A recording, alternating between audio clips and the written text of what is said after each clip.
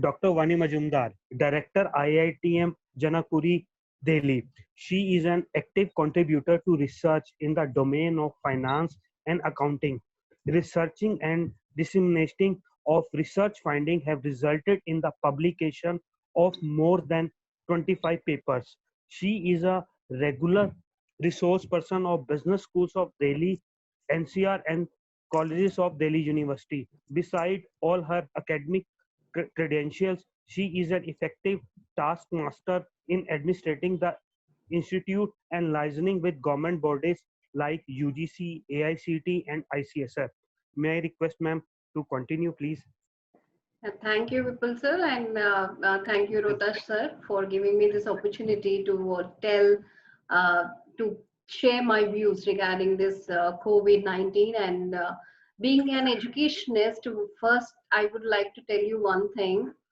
I have lots and lots of contribution of mine will be in the education sector.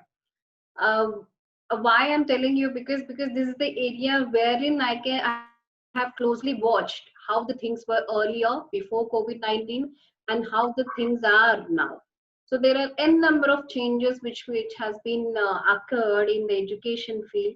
So I would like to put my deliberations on this topic, and of course I would like to tell you one thing. The paper presenters were awesome. Rota sir, congratulations for organizing such a beautiful conference. And the paper, I was listening the papers also, few of the papers which I like, and if at all it is possible, I would like to take few addresses, few papers are really very good, so that I can able to contact them, and so that I can able to be in touch with them. That is my request. I think Rota sir, can I have that liberty to get the information of few papers, I mean few authors who have done really well in the education sector? And we have more than 45 research papers and 75 authors. Very good, sir. And that is really very well. That is really good. More than 20. There are 20 more than research papers who are under process. Yeah. Okay, that I got to know. And thanks a lot. And in this particular COVID-19, I would just start saying that this pandemic has shattered all the economies. I mean, include economies around the world, not only India, it has shattered all the economies around the world. And it has battered, of course, the education system in developing as well as developed countries. So some, if at all I can say the data, some 1.5 billion students, that is close to 90% of the primary, secondary, and the tertiary learners in the world are no longer able to physically go to school. The schools and the universities and the colleges. The impact has been dramatic and transformative as educators scramble to put in place workable short-term solutions and for the remote teaching and learning, particularly in these emerging markets where the students and the schools and the colleges face additional challenges relating to the financing, the available infrastructure. So change is very difficult. Adjusting to the change is really very difficult. All of a sudden, when this pandemic has started, we were shut completely, and the teachers were asked to switch on to the online mode. And offline to online, it was really very difficult because we are stuck at home and we couldn't able to get any kind of materials online, and we couldn't able to even get the PPTs which we have prepared in the colleges. And this, I mean, in the colleges, because we can able to go to the college and take down the data. We don't have that much of time also. So the change has been given has posed lots and lots of challenges. These are the main issues where every academician will agree to me saying that, because it is really very difficult for us to adjust with this new normal. While each level of education faces its unique challenges, and it is higher educational segment that may end up by necessity triggering a learning revolution. Universities are distinctive in their students are both old enough to handle the rigorous online work and the technological savvy as well. Now, the real challenge lies for the institutions and for the teachers in which they have enrolled can traditionally be a campus-based universities adapt by choosing the right technologies and approaches for educating and engaging their students. The success and the failures that unfold should give us all the better grasp of what is possible. So, with this, I would like to give some of the suggestions that we are forced to move to online. All the courses, all the universities are forced to move online, and we don't have any another way.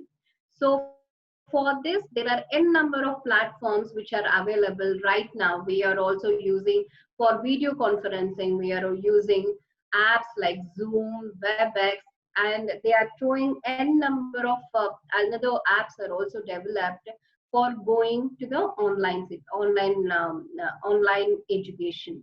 However, lecturers are still struggling to maintain the same depth of engagement of the students they could have it in a common classroom setting. So changing the classroom setting to the online setting is really very difficult. I mean, when I used to take the lectures, most of the students, those who have joined, because in a class we used to manage 60 students with it without with this, which is very easy for us. But when we come to online, we don't have any face-to-face interaction with the students. And Rashmi ma'am was rightly telling that facing the students online offline is far better than facing the students online, because we don't know what they are doing. Are they paying any attention? The facial expressions of the students are missing, and we are also missing the classroom environment. So these kind of n number of challenges are there for all the educationists, those who are the academicians over here. And I see many of the people are from industry also. But this kind of this in this scenario, we have to look for the opportunities also. So opportunity uh, in the sense, because we have we have got an opportunity in contacting the people all around the world nowadays, because for a video conferencing we can contact the people who are abroad also, and we can easily contact them to come to the online platform and give their deliberations. But when it was a physical mode of conducting the video conferences, then obviously it is very difficult to arrange all the logistics to the person who is coming from abroad, and who is coming from international guests. Most of the teaching fraternity, they also face all these things, because arranging logistics have the highest cost which has been involved is arranging logistics. And now when we have completed, when we have yes, I know there is a shortage of time, and I'll definitely try to complete it within just 2 or 3 minutes. And these kind of within these kind of situations, and if at all we have an opportunities, and if at all we have any kind of issues, and this you have to see on your own, and there is this new normal cannot, we have to adjust to the new normal.